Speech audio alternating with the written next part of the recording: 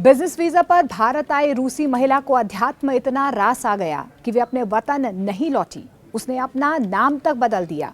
जी हाँ, ये कहानी है एक रूसी महिला नीना कुटीना की, जो ना सिर्फ अपना नाम बदलकर जंगल में रह रही थी, बल्कि अपनी 2 बेटियों को भी जंगल के बीच गुफा में घर बनाकर भारत में बसने का पूरा मन बना चुकी थी।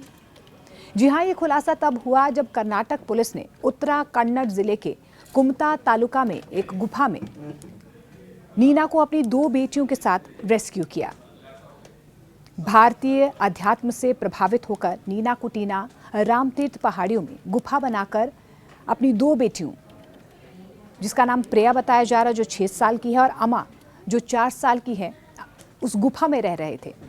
पुलिस के मुताबिक नीना का वीज़ा 2017 में खत्म हो चुका है। पूछताछ में यह भी खुलासा हुआ है कि नीना गोवा से कर्नाटक आई थी। नीना बिजनेस वीजा पर रूस से भारत आई थी और नीना अपनी बेटियों के साथ लगभग 2 हफ्ते से इस गुफा में रह रही थी। उसने घने जंगलों और खड़ी ढलानों के बीच एक प्राकृतिक गुफा में अपना घर बना लिया था। ये भी खुलासा हुआ है, ये भी दावा किया जा रहा है कि नीना ने अपना नाम तक बदल दिया था और अपना नाम मोही रख लिया था, और मोही बनकर वो ध्यान भी करती थी, यानी कि ध्यान करने के साथ साथ पूजा अर्चना की तरफ जो है इसका ध्यान इतना ज़्यादा आकर्षित हो गया कि ये रूसी महिला भारत से वापस नहीं लौटना चाहती थी। जानकारी भी मिल पा रही है कि नीना उर्फ मोही एक रुद्र की मूर्ति रखती थी और ध्यान भी किया करती थी।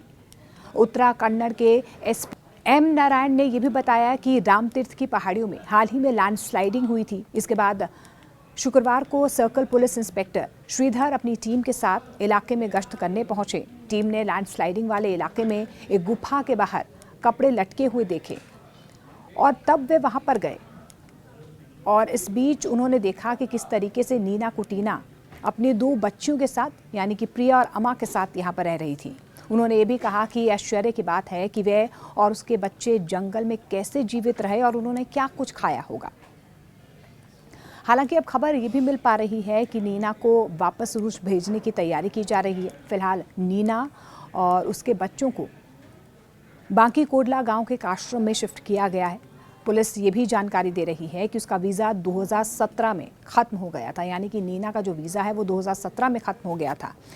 रूसी महिला कितने समय से भारत में रह रही है, अभी तक इसकी कोई भी स्पष्टीकरण जो है ना पुलिस की तरफ से सामने आया है, ना नीना ने कुछ कहा है। फिलहाल उसके रहने की व्यवस्था एक साध्वी की तरफ से जो है वो की गई है। एक आश्रम में उसे रखा गया है। उसे गोकर्ण से बेंगलुरु ले जाने और निर्वासन की प्रक्रिया शुरू करने की जो औपचारिकताएं हैं वो भी पूरी कर ली गई हैं।